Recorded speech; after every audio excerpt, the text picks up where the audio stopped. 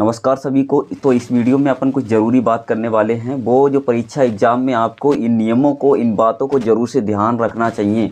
सबसे पहले ध्यान रखने वाली बात यह है कि पूरा पेपर ज़रूर पढ़ लें, यानी कि उन क्वेश्चन को हमें सबसे पहले करना है जो बहुत अच्छे से आपको आ रहे हों। ठीक है, जिस प्रश्न का उत्तर अच्छे से याद हो उसे पहले करें, अच्छी राइटिंग में करें। ठीक है, क्यों करें मैं बताऊंगा। पहले उन्हीं प्रश्नों को क्यों करना चाहिए जो हमें अच्छे से याद हो, तैयार हो, इसका रीज़न भी बताऊंगा। ठीक है, राइटिंग का विशेष ध्यान रखें, कटिंग वटिंग ज़्यादा ना हो। अगर बहुत ज़्यादा कटिंग कर रहे हो तब भी तुम्हारे नंबर पे बहुत ज़्यादा असर पड़ सकता है ना।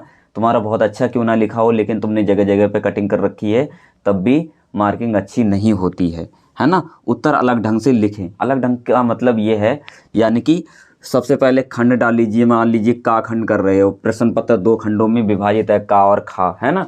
तो खंड का उत्तर क्रमांक 1 से शुरू कर रहे हैं तो 1 डाल लीजिए। अगर मान लीजिए पहला प्रश्न आपको नहीं आ रहा है तो उत्तर क्रमांक 2 डाल लीजिए। अलग ढंग से लिखने का तरीका यही है। सभी डालते होंगे उत्तर नंबर 1, आप डालिए उत्तर क्रमांक 1। यानी कि आपकी कॉपी जो है दूसरे से यूनिक होनी चाहिए, अलग होनी चाहिए। ठीक है, भीड़ से अलग लिखिएगा। कुछ अलग करने के लिए अलग ही लिखना पड़ता है। ठीक है, पैकिंग बढ़िया होनी चाहिए। यानी कि पैकिंग का फ़ायदा होता है हमेशा। अगर किसी प्रोडक्ट की पैकिंग जितनी अच्छी होती है वो प्रोडक्ट उतना ही महंगा बिकता है ना। ब्रांडेड चीज़ हमेशा महंगी बिकती है। ठीक है, तो हमेशा पैकिंग अच्छी करनी है। शब्दों की सजावट थोड़ी सी करनी पड़ती है, मतलब दिखावा करना पड़ता है। ठीक है, ऐसी कॉपी में। ठीक है, क्योंकि एग्जामिनर के सामने तुम्हारी कॉपी होगी, उसी कॉपी से तुम्हें नंबर दिए जाते हैं, है ना। तुम तो होगे नहीं, ना ही तुम्हारी नॉलेज। यानी कि तुम्हारी कॉपी होगी उसके सामने और कॉपी में जो कुछ भी तुमने लिखा होगा उसी के अनुसार आपको नंबर मिलने वाले हैं। ठीक है, तो उत्तर क्रमांक 1 डालिए। अगर 1 नहीं आता तो 2 डालिए। तो यानी कि जिस प्रश्न का उत्तर आपको पहले आता हो वही आपको लिखना है। और हो गया ये। बीच बीच में जो कुछ लोग कॉपी खाली छोड़ देते हैं, है ना।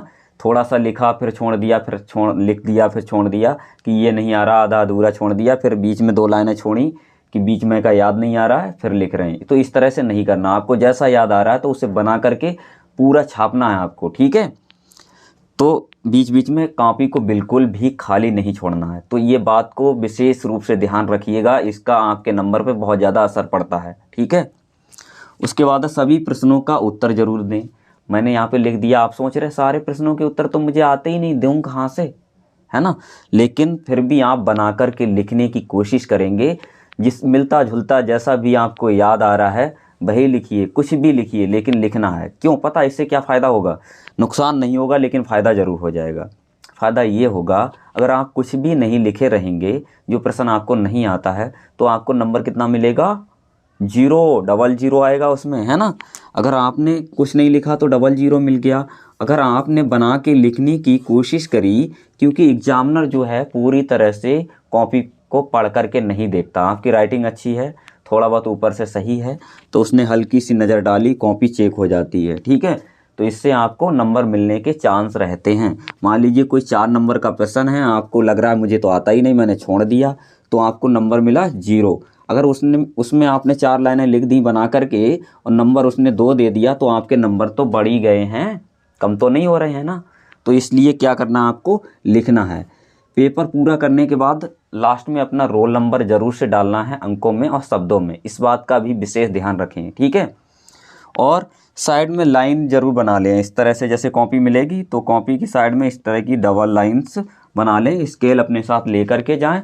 और जिन लोगों की ओएमआर शीट वाली परीक्षा है तो उसमें एक ओएमआर शीट वाला थोड़ा मोटा वाला कलम ले करके जाएं, जिससे कि जो सर्किल बनाने में थोड़ी सी जल्दी हो जाए, है ना।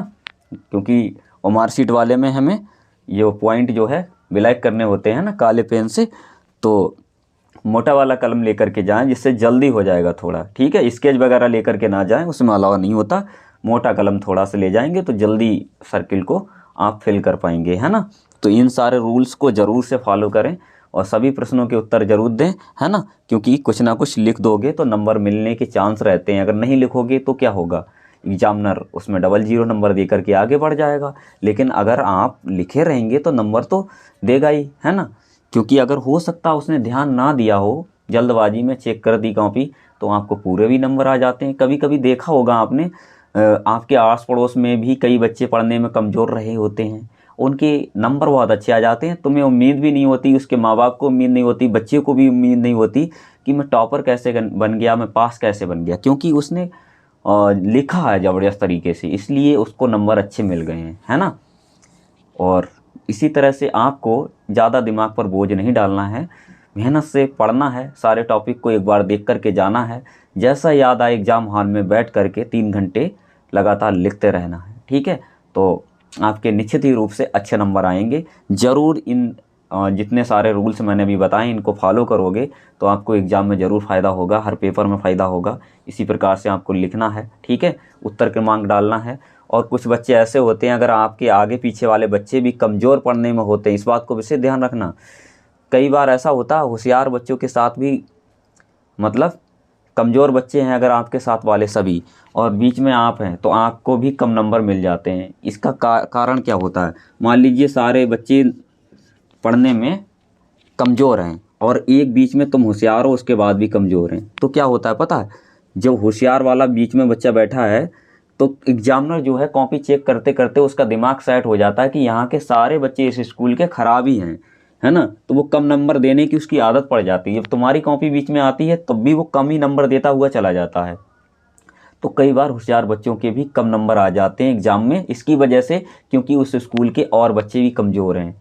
क्यों? क्योंकि उसकी आदत पड़ गई कि जहाँ जो क्वेश्चन 5 नंबर का है तो उसने देखा सभी बच्चों ने खराब लिखे हैं तो 2 नंबर 3 नंबर देने की आदत पड़ गई। तुम्हारी कॉपी पहुँचते पहुँचते 6 नंबर वाला क्वेश्चन है फिर भी वो 5 ही दे रहा है। तो मेन कारण यही होता है, कई बार होशियार बच्चों के भी नंबर कम आ जाते हैं इसके लिए। तो इसके लिए आपको अपनी कॉपी को यूनिक तरीके से, अच्छे ढंग से, व्यवस्थित तरीके से भरना है, लिखना है, जिससे एग्जामिनर को लगे कि ये बच्चा वास्तव में बहुत होशियार है, बाकियों से अलग है, ठीक है।